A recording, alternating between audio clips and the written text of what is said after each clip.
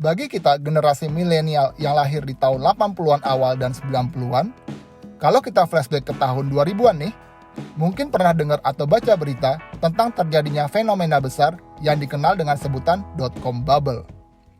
It's 2002 only. But they give a 14 now, 2002. Bemis is looking 39 and about 35,000 if you want to buy 10 grand. Dot on 5,000. 3,000. 4,000 done. Thanks. I sold another 1,000 mic. 50,000 base sells in big orders. Sold. So it's Easing the sting of competition is the big board's own spectacular performance. Its key indicator, the Dow Jones Index, seems to have shrugged off gravity.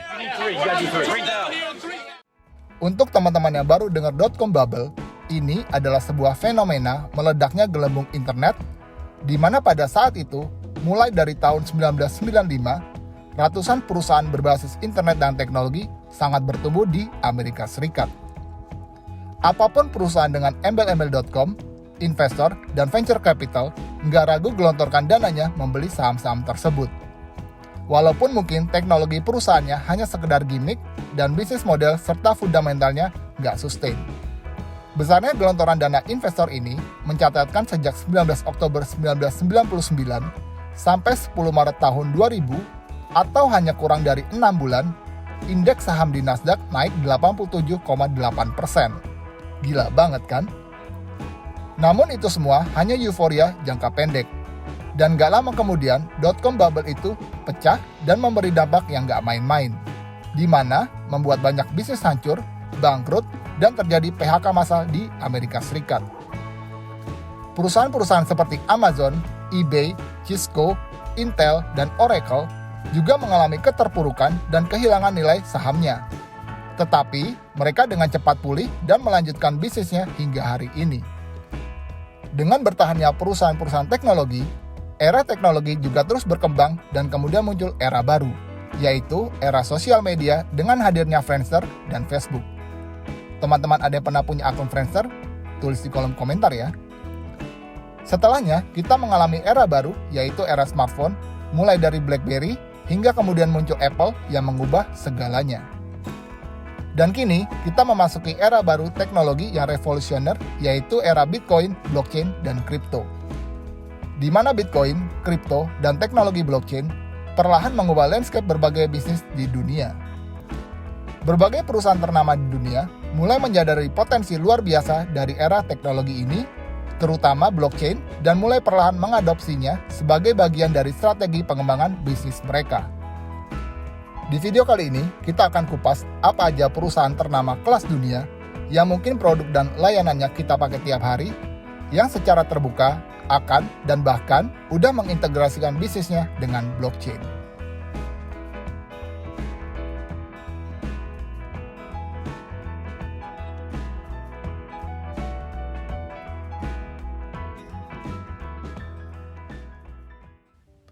Mengapa blockchain jadi pilihan? Blockchain hadir sebagai teknologi revolusioner terkait data, transaksi, dan privacy. Kenapa? Karena pada dasarnya, blockchain adalah buku besar digital terdesentralisasi yang menyimpan data dan catatan transaksi dalam blok terenkripsi yang disebar ke banyak komputer. Dengan sifatnya yang terdesentralisasi, berarti tidak ada satupun otoritas yang mengendalikan atau mengawasi seluruh jaringan. Ini menghasilkan tingkat transparansi dan keamanan tingkat tinggi karena data yang tersimpan di blockchain tidak dapat dimanipulasi ataupun diubah. Gambaran sederhananya gini, teman-teman bisa bayangin cara kerja blockchain itu seperti dicatatnya setiap transaksi dan informasi di sebuah kelompok ibu-ibu arisan. Kalau ada 5 orang anggota, maka kelima orang itu akan mencatat siapa aja yang udah dapat, berapa uang yang udah dibayar, siapa yang telat bayar, dan lainnya. Makanya, blockchain menjadi terobosan penting dalam dunia teknologi modern karena setiap data tidak bisa diedit, diubah, dimodifikasi, dan bersifat kekal. Berbagai sektor juga pada dasarnya sangat amat bisa diintegrasikan dengan blockchain. Jadi, blockchain itu pada dasarnya tidak hanya terkait dengan cryptocurrency. Berbagai bisnis dan sektor seperti supply chain, medis, sertifikasi tanah, bahkan pemilu juga bisa diintegrasikan dengan blockchain. Siapa tahu, mungkin aja nih, Pilpres 2029 nanti, teknologi blockchain bisa diterapkan oleh KPU untuk semakin menjamin transparansi dan keamanan data. Blockchain sekarang jadi pilihan karena selama ini, sebelum adanya blockchain, data sangat amat dengan mudah diubah dan dimodifikasi karena dikelola dan dikendalikan oleh sebuah otoritas dan kelompok, atau karena ada kepentingan tertentu. Jadi kalau gitu, sebagai sebuah teknologi revolusioner, perusahaan kelas dunia apa aja yang sudah dan akan menerapkan blockchain dalam pengembangan bisnisnya? Yang pertama ada Solana dan Visa. Solana per video ini dibuat berada di ranking 7 crypto market cap di atas Cardano dengan harga $44,4 dan nilai marketnya mencapai $18 miliar. Meskipun Solana sempat drop signifikan karena kasus FTX dan Alameda Research, tapi selama setahun terakhir, harga Solana udah naik lebih dari 200%. Konsep dari Solana adalah kurang lebih seperti Ethereum, tapi jauh lebih baik dari sisi kecepatan transaksi. Solana adalah blockchain layer 1 tercepat di dunia, dan salah satu ekosistem blockchain dengan project dApps paling berkembang di dunia. Saat ini, sudah ada lebih dari 450 proyek yang dibangun di atas Solana. Dan, berdasarkan data dari depradar.com, saat ini tercatat ada lebih dari 12 miliar transaksi yang terjadi di dalam blockchain-nya. Di blockchain Solana, nggak perlu yang namanya layer 2, dan nggak pusing dengan istilah scalability, seperti Ethereum misalnya. Karena transaksi yang dapat diproses di mainnetnya aja, udah sangat amat cukup, karena Solana mampu memproses 65.000 transaksi per detik. Nggak hanya kecepatan transaksi yang kenceng, gas fee atau biaya transaksi yang dikenakan hanya sebesar $0,0015, di mana ini sangat amat murah dibandingkan dengan berbagai proyek blockchain layer 1 lainnya seperti Ethereum, Binance Smart Chain, Cardano, dan lainnya. Sementara transaction latency-nya cuma 0,4 detik. Bagi teman-teman yang nggak familiar, transaction latency adalah durasi antara ketika transaksi disubmit pertama kali dengan transaksi diproses pertama kali. Jadi Solana bisa memproses 65.000 transaksi dalam waktu yang bersamaan di seluruh dunia dengan transaction latency hanya 0,4 detik. Bandingkan dengan Visa yang hanya bisa memproses 2.000-an transaksi per detik. Unggulnya kecepatan transaksi Solana ini dikarenakan Solana mengusung mekanisme konsensus Proof of History. Mekanisme ini membuat setiap transaksi akan diberikan tanda hash unik sehingga dapat diverifikasi secara efektif dan tetap terbuka untuk publik. Hash unik ini berfungsi seperti timestamp atau stempel waktu kriptografi. Selain itu, dalam prosesnya, mekanisme ini hanya memverifikasi transaksi dari data yang sudah berlangsung saja tanpa perlu memeriksa keseluruhan data. Berbagai kelebihan tadi membuat Solana dipercaya untuk bermitra dengan Visa. Visa sebagai perusahaan layanan pembayaran dunia tentu butuh inovasi teknologi yang bisa mensupport atau memperluas operasi bisnisnya jadi jauh lebih baik. Dengan Solana, Visa akan memperluas penggunaan dan pemanfaatan stablecoin USDC.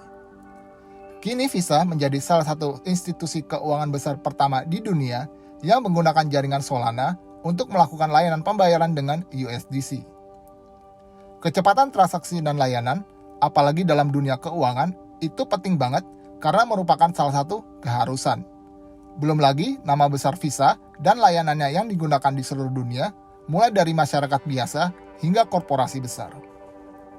Partnership Solana dan Visa ini juga menandakan strategi Visa dalam beradaptasi dan mengadopsi ranah dunia aset digital. Untuk pilot program dari kerjasama ini, Visa akan melakukan uji coba dengan WorldPay dan Nuvei sebagai merchant acquirers. Yang kedua ada Aptos dan Microsoft. Aptos adalah kripto dan blockchain layer 1 yang dikembangkan oleh Aptos Labs. Aptos Labs didirikan oleh mantan karyawan Facebook yang saat itu tengah mengembangkan proyek DIM, yang di tengah perjalanan pengembangan proyeknya malah ditinggalkan dan dijual oleh Facebook. Aptos menggunakan bahasa pemrograman bernama Move yang berbeda dibanding blockchain lain. Blockchain Aptos memiliki kemampuan untuk menghandle hingga 160.000 transaksi per detik. Waktu penyelesaian transaksi juga sangat singkat dan biaya per transaksi dikenakan kurang dari 1 sen. Per video ini dibuat, Aptos berada di ranking 35 crypto market cap dengan harga $7,48 dan nilai marketnya mencapai $1,8 miliar. Pada pengembangan awal, Aptos mendapatkan pendanaan senilai $200 juta dari Andreessen Horowitz. Kemudian, pada Juli 2022, proyek Aptos juga menerima pendanaan seri A dari FTX Ventures. Sehingga jumlah pendanaan Aptos mencapai total $350 juta dari beberapa venture capital terkemuka di market kripto. Para investor Aptos lainnya termasuk Jam Crypto, Coinbase, Tiger Global, Binance Labs, dan banyak lagi. Meskipun kemampuan proses transaksi per detik Aptos lebih cepat dari Solana, namun secara ekosistem blockchain, proyek dApps yang dibangun di blockchain Aptos masih di bawah 50 proyek, yang artinya masih jauh di bawah Solana. Belum lagi, secara kemampuan perpindahan data dan transaksi antar blockchain, mekanisme blockchain Aptos belum sefleksibel Solana. Namun meskipun sebagai blockchain baru, Microsoft secara terbuka bekerja sama dengan Aptos. Microsoft akan mengintegrasikan blockchain Aptos ke infrastruktur teknologinya untuk menjelajahi produk layanan keuangan berbasis blockchain, termasuk tokenisasi aset, layanan pembayaran, dan mata uang digital bank sentral atau CBDC, sebagai solusi untuk memperluas use case penggunaan blockchain lebih nyata lagi. Sementara, Aptos akan menggunakan infrastruktur Microsoft untuk menggabungkan teknologi AI dan blockchain, termasuk chatbot baru yang disebut dengan Aptos Assistant. Aptos Assistant akan didukung oleh layanan Azure OpenAI milik Microsoft, serta menjalankan Node Validator di Microsoft Azure untuk meningkatkan keamanan jaringannya. Dengan narasi CBDC yang makin ramai dibahas oleh berbagai negara, Microsoft berencana untuk melibatkan Aptos Labs dalam diskusi dengan lembaga keuangan terkemuka, yang tertarik membuat integrasi berbasis blockchain di Azure dan peluang ke ranah Web3. Yang ketiga ada Paxos dan PayPal. PayPal adalah perusahaan multinasional Amerika Serikat yang berpusat di California, yang bisnisnya adalah menyediakan jasa transfer uang melalui surat elektronik. Banyak freelance dan kerjasama proyek antar negara menggunakan PayPal sebagai layanan untuk transfer pembayaran salary. Nama besar PayPal secara tidak langsung menjadi besar karena ada peran Elon Musk, dan semakin besar di mana PayPal kemudian diakuisisi oleh eBay. Sebagai salah satu pemegang saham terbesar pada saat PayPal dijual ke eBay, Elon diperkirakan mendapat $165 juta. Dengan era blockchain, Bitcoin, dan kripto yang terus bertumbuh, serta bisnis PayPal adalah menyediakan jasa transfer uang, PayPal bekerja sama dengan Paxos menciptakan stablecoin PYUSD, atau singkatan dari PayPal USD, yang nilainya setara 1:1 dengan US dollar. Stablecoin PYUSD diklaim 100% didukung oleh deposito dolar, US Treasuries, dan aktiva setara kas. PYUSD diklaim berpotensi mentransformasi pembayaran di ekosistem blockchain dan kripto, serta lingkup digital aset. Peluncuran PYUSD sebenarnya bukan step pertama PayPal di market blockchain dan kripto, karena sebelumnya PayPal juga sudah bekerja sama dengan MetaMask, produk dompet digital berbasis blockchain, untuk memudahkan transaksi di Ethereum. Mengusung tagline Design for Payments, PYUSD akan memanfaatkan pengalaman puluhan tahun PayPal menangani pembayaran dalam skala besar, serta dikombinasikan dengan kecepatan, biaya, dan kapabilitas program dari protokol blockchain yang digunakan. Yang keempat, Google dan puluhan blockchain. Google dengan unit bisnisnya yaitu Google Cloud semakin mendorong adopsi dan memperdalam integrasi bisnisnya dengan blockchain, di mana saat ini total ada lebih dari 10 blockchain yang telah bekerja sama. Yang terbaru adalah blockchain Multiverse X atau rebranding dari Elrond yang berfokus pada Metaverse, mengumumkan bahwa mereka akan bekerja sama dengan Google Cloud untuk memanfaatkan artificial intelligence dan alat analisis datanya. Kerjasama ini akan memungkinkan Multiverse X untuk menyederhanakan berbagai proyek blockchain berskala besar, dengan memungkinkan pengembang mengakses data dengan mudah tentang alamat, jumlah yang ditransaksikan, interaksi smart contract, dan banyak lagi. Bisnis Google Cloud telah menyimpan data historis pada Bitcoin sejak tahun 2018, dan mengklaim bahwa layanan mereka memberikan akses yang lebih cepat daripada yang dapat diperoleh langsung dari blockchain. Bisnis Google Cloud sebelumnya juga telah memperluas pengaruhnya ke dalam blockchain dengan menambahkan 11 jaringan termasuk Polygon, Optimism, dan Polkadot ke program BigQuery untuk kumpulan data publik. BigQuery adalah gudang data perusahaan tanpa server dan hemat biaya, yang dirancang khusus untuk para praktisi berbagai keterampilan coding. Keuntungan utamanya adalah, menurut Google Cloud, pengguna dapat mengambil data historis dari penyedia off-chain lebih cepat daripada menanyakan blockchain secara langsung. Blockchain lain yang juga telah ditambahkan ke program BigQuery ini termasuk Avalanche, Arbitrum, Kronos, Testnet Goerli Ethereum, Phantom, NEAR, dan Tron. Google Cloud mengatakan pihaknya juga akan meningkatkan kumpulan data Bitcoin BigQuery dengan menambahkan dukungan untuk proyek Ordinals. Yang kelima adalah Vodafone dan Chainlink. Vodafone Digital Asset Broker atau DAB telah menunjukkan bahwa blockchain dapat digunakan untuk perdagangan dan supply chain.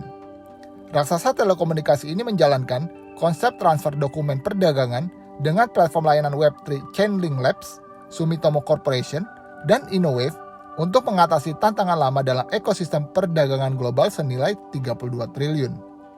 Ini akan memungkinkan perangkat untuk bertindak secara mandiri dan menghasilkan informasi yang dapat diterjemahkan oleh komputer untuk mendukung proses perdagangan. Perusahaan-perusahaan tersebut menggunakan protokol Chainlink Cross-Chain Interoperability Protocol atau CCIP untuk memberikan keamanan dan interoperabilitas saat data dibagikan ke seluruh blockchain publik dan swasta.